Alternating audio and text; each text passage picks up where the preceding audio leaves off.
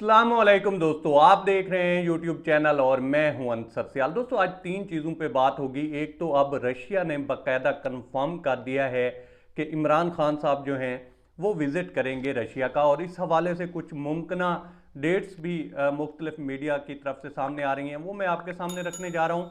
इसके अलावा आज फैसल वोडा साहब को ईसीपी ने डिसक्वालीफाई किया है और उसके बाद कुछ सख्त आर्डर भी जो हैं वो जारी किए हैं, वो भी मैं आपके सामने रखूंगा। और इस पे भी बात होगी कि पीटीआई हुकूमत के साथ ईसीपी जो है वो कुछ ख़ास मोहब्बत दिखा रहा है और ख़ास तरह से जो है उनको सबक सिखाने की कोशिश कर रहा है। ये मामला क्या है, इस पे बात होगी।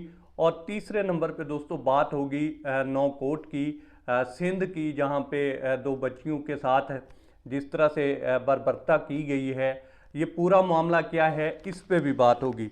आपने हमारे साथ रहना है और चलते चलते अगर आप बेहतर समझें तो इस चैनल को सब्सक्राइब करके बेल बटन भी प्रेस कर दीजिएगा और इस वीडियो को भी लाइक कर दीजिएगा। दोस्तों शुरू कर लेते हैं इमरान खान साहब के विज़िट रशिया से।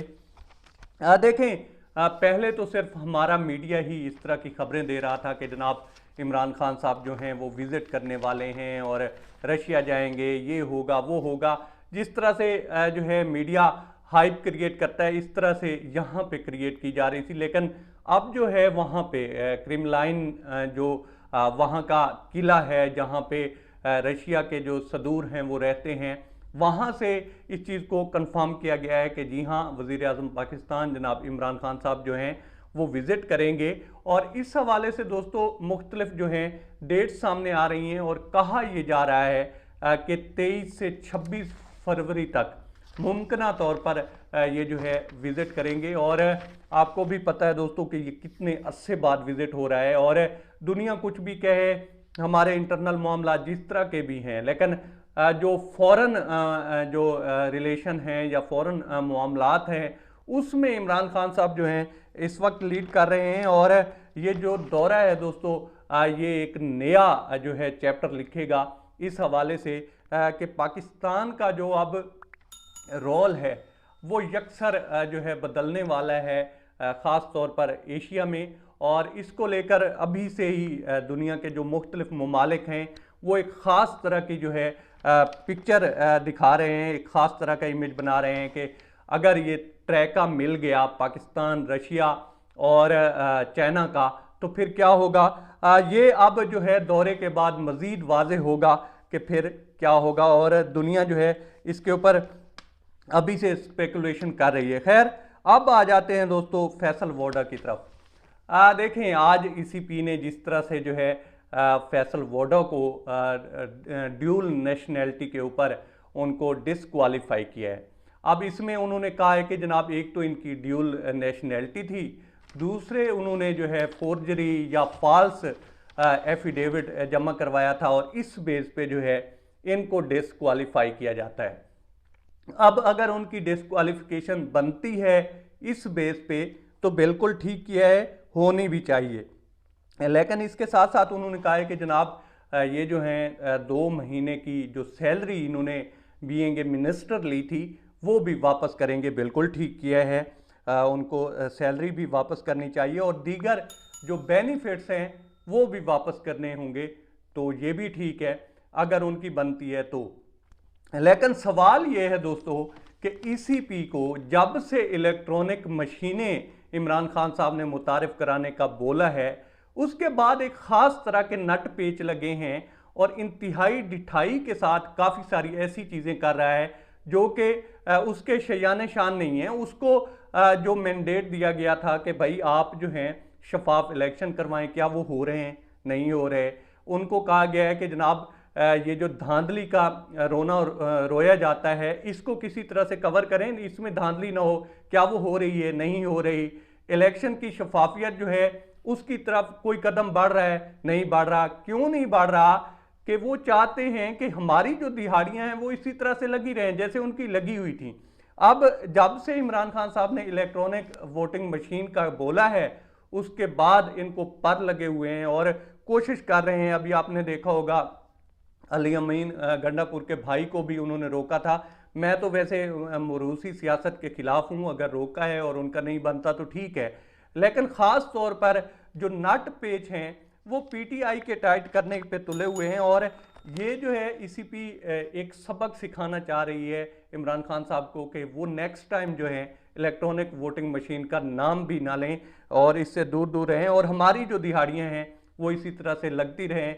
भले ही मुल्क का कबाड़ा होता है, जो सियासी सूरत हाल है वो बद से बदतर होती है, पार्टियां एक दूसरे से लड़ती हैं तो लड़ती रहें, हमारी दिहाड़ी लगी रहनी चाहिए।